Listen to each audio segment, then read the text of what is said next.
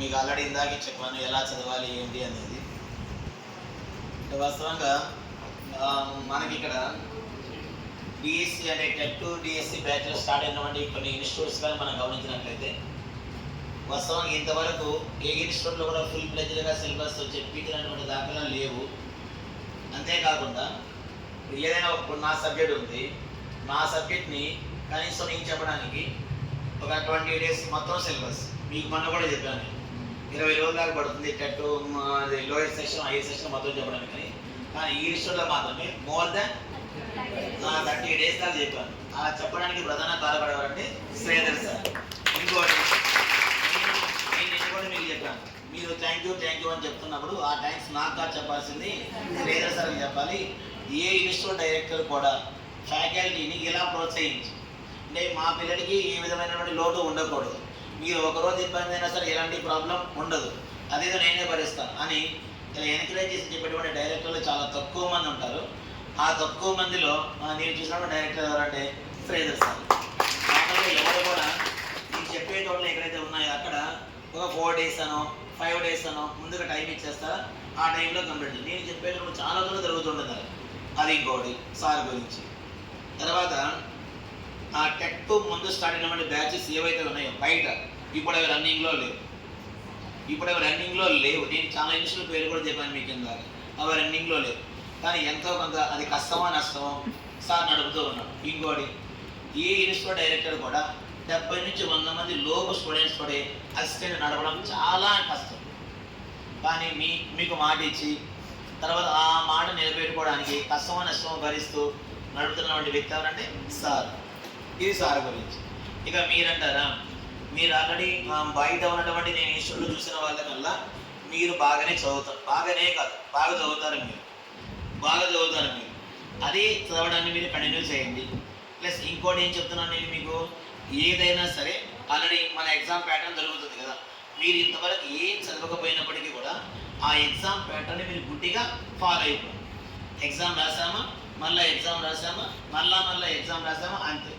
Sir చెప్పినట్టు అది మాత్రమే మనల్ని ఉన్నత శిఖరాలకు తీసుకెళ్తుంది.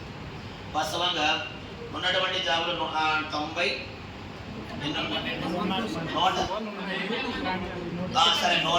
100 అనుకున్నాం. మనం ఉన్నది 50 మంది. ఇది కూడా ఇందాక చెప్పాను నేను మీకు, 50 మంది ఇంకా 50 ఉద్యోగాలు మిగిలిపోతున్నాయి. ఇంకోటి మళ్ళీ మీకు మధ్యలో క్లాస్ అప్పుడు చెప్తూ ఉంటాను, శ్రీధర్ సార్కి రేపు ఒక ప్రాబ్లం రావాలి. ఏంటి ఆ ప్రాబ్లము, ఇన్ని 100 వేయాలన్నది. అంటే ఇన్స్టిట్యూట్ వాళ్ళ నారాయణ శ్రీ చైతన్య వాళ్ళు వేసినట్టు 1 అలా మీరందరూ బాగా చదవండి. You are not a small kids. Maybe అంటే ఇక్కడ నాకు తెలిసింది ఏంటంటే రివిజన్ మాత్రమే మనకు మంచి ర్యాంక్ తెచ్చేలా చేస్తుంది. సరేనా, నేను మామూలు క్లాసుగా చెప్పగలను కానీ ఇలాంటి నేను మాట్లాడలేదు. అవి కూడా ఇందాక ఆల్రెడీ మీకు చెప్పేస్తున్నాను ఇదంతా, అవి మళ్ళీ రిపీట్ చేశాను. కానీ మామూలుగా అయితే నేను సార్ రాకపోయినా మీ చేత అందరూ సార్కి థ్యాంక్స్ చెప్పించాలనుకున్నాను. ఎందుకంటే అది మిగతా సబ్జెక్టుల విషయం నాకు తెలియదు. నా సబ్జెక్ట్ని నేను ఇంతవరకు ఏ ఇన్స్టిట్యూట్లో కూడా ఇన్ని రోజులు చెప్పలేదు, ఇంత క్లియర్గా చెప్పలేదు. ఇన్ని రోజులు చెప్పలేదు. ఇది వాస్తవంగా ఎవరికి బట్టన్ అంటే డైరెక్టర్కి చాలా బట్టన్. కానీ ఆ బట్టన్ కూడా పక్కన పెట్టి ఈ విధంగా సిలబస్ చెప్పిస్తున్నటువంటి సార్కి మీరందరూ ఒకసారి థ్యాంక్స్.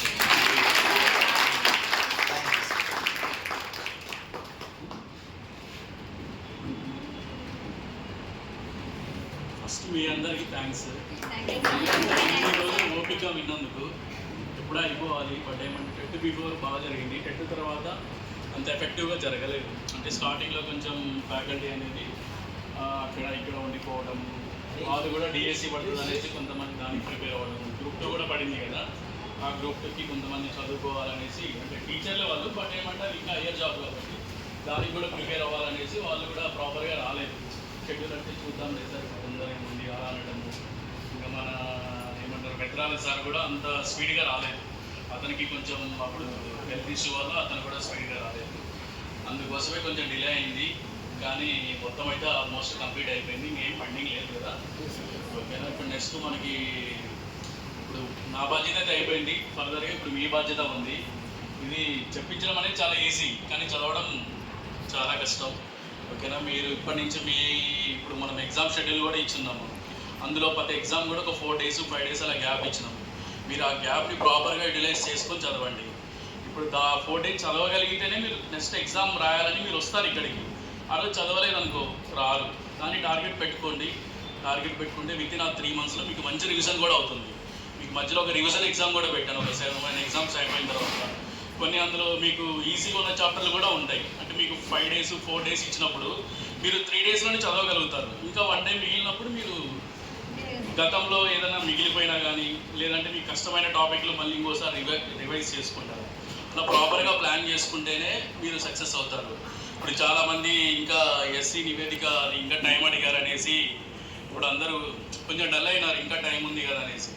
కానీ ఇది మీకు ఇంకా టైం దొరికింది, ఇంకా నీట్గా ప్రిపేర్ అవ్వడానికి టెన్షన్ లేకుండా ఈ 3 months ఒక్క రౌండ్ కానీ బాగా చదవగలిగితే తర్వాత నోటిఫికేషన్ వచ్చినాకు ఎలాగో ఒక 2 months గ్యాప్ ఉంటుంది. ఆ గ్యాప్ని మీరు ప్రాపర్గా యూటిలైజ్ చేసుకున్నారంటే ఈజీగా సక్సెస్ అవుతారు.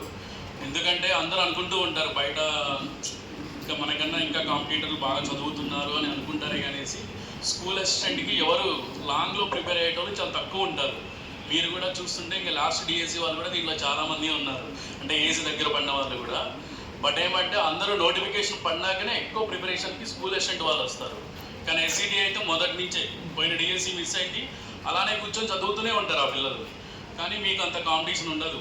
ఇంకా వాళ్ళకన్నా కోచింగ్ రాకుండా రూమ్ దగ్గర ప్రిపేర్ అయ్యే వాళ్ళకన్నా మీరు ఒక స్టెప్ ముందుగానే ఉన్నారు. ఎందుకంటే వినడం అనేది కూడా ఒక రీజన్ లాగానే కదా, మీరు విన్నారు సో ఎప్పుడప్పుడు చదువుకున్నారు కాబట్టి మీకు ఒక రీజన్ అయిపోయినట్టే. వాళ్ళతో కంపేర్ చేసుకుంటే మీరు అడ్వాన్స్గా ఉన్నారు. ఇంకా ఈ టైంని ఇంకా బాగా ప్రాపర్గా యూటిలైజ్ చేసుకుంటే ఈజీగా సక్సెస్ అవుతారు. ఓకే, ఈ ఎగ్జామ్ సిరీస్ అనేది కూడా నేను చాలా అంటే ఈజీగా అంటే చూడంగానే పెట్టేలాగా కాకుండా ప్రతి ఒక్క బిట్లో మిమ్మల్ని ఆలోచింపజేసేలాగానే సార్ వాళ్ళకి మన ఫ్యాకల్టీతోనే రాపిస్తూ ఉన్నాను.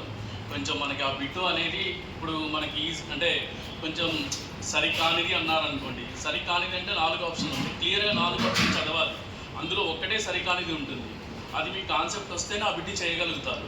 సో అలాంటి బిట్లే మ్యాక్సిమం ఉంటాయి. జతపరచండి, సరికానిది, భిన్నమైనది, ఇలాంటివే మ్యాక్సిమం రాయమని చెప్తున్నాను. సో మీరు psychology, PIE, GK and current అఫైర్ని కూడా నెగ్లెక్ట్ చేయొద్దు. అవి కూడా చాలా కీలకం మీకు, ఎందుకంటే అవే డిసైడ్ చేస్తాయి. కంటెంట్ అందరూ చదవగలుగుతారు. మీరేమంటే చాలామంది వర్కింగ్లో కూడా అంటే ఆల్రెడీ స్కూల్లో చెప్పుకున్న వాళ్ళు ఉంటారు. 10th వరకు మీకు బాగా ప్రైవేట్గా వచ్చి ఉంటుంది. ఇంటర్ కూడా మీరు మీ సబ్జెక్టే కాబట్టి మీరు ఇంటర్లో, డిగ్రీలో, పీజీలో కూడా చదివి ఉంటారు. సో ఈ కంటెంట్ అనేది మీకు ఈజీగా ఉంటుంది. మెథడ్, సైకాలజీ, జీకే అనేది మిమ్మల్ని డిసైడ్ చేస్తారు. ఎందుకంటే అవి చాలా మందికి రాదు. ఎస్సీడీ పిల్లలు అయితే బాగా చేయగలుగుతారు, ఎందుకంటే వాళ్ళు మొదటి నుంచే టెట్లో కూడా వాళ్ళకి సైకాలజీ 30 మార్కులు ఉంటుంది.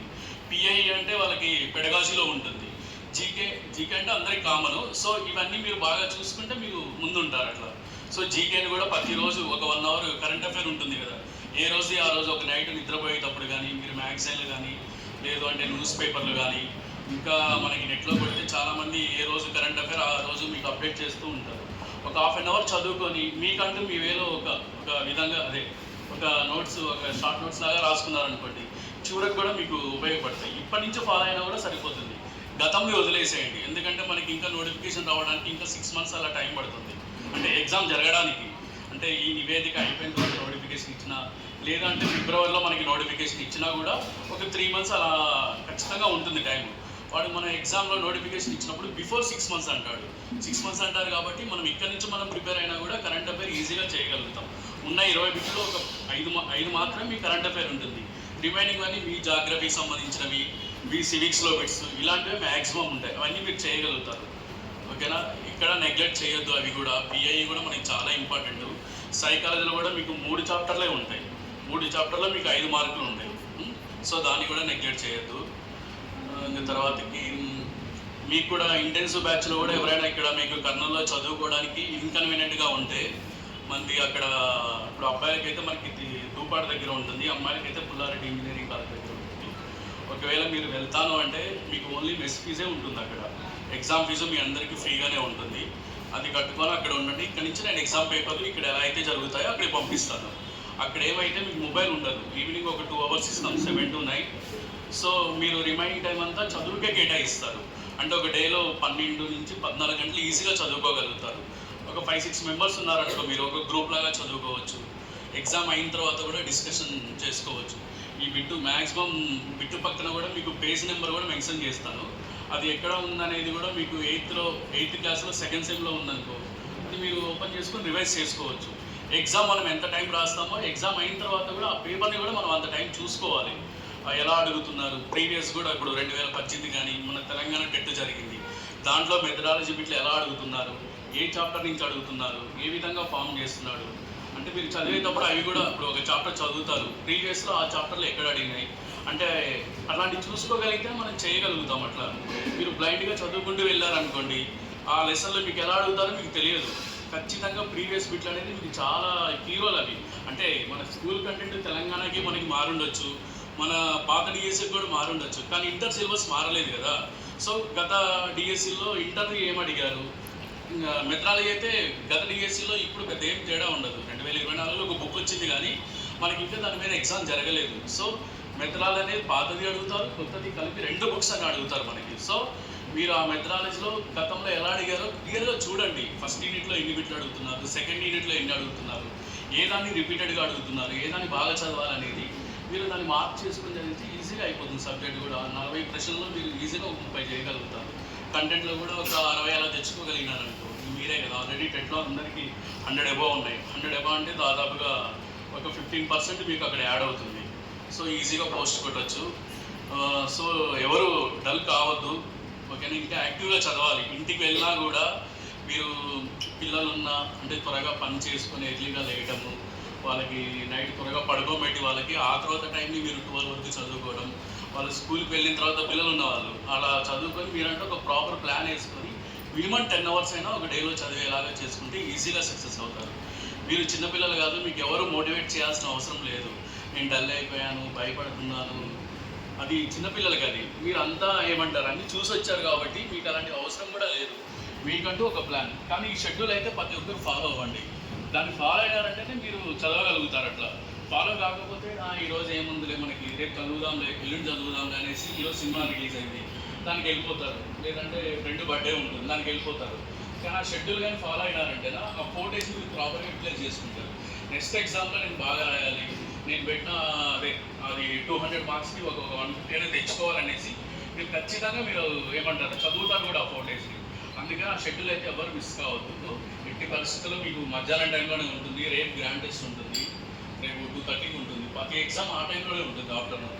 మీరు ఎక్కడ ఉన్నా పక్కన వేరే ఊరైనా కూడా మీరు ఆ టైంకి వచ్చి రాసుకొని ఈవినింగ్ 5 కంప్లీట్ చేసుకొని మళ్ళీ వెళ్ళొచ్చు. అంటే ఎర్లీ మార్నింగ్ అంటే కొంతమందికి ఇబ్బందిగా ఉంటుంది.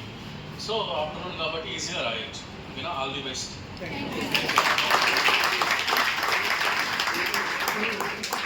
you.